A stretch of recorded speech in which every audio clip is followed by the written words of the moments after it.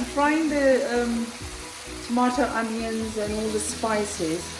I'm drying up all this liquid because I want the spices to really fry.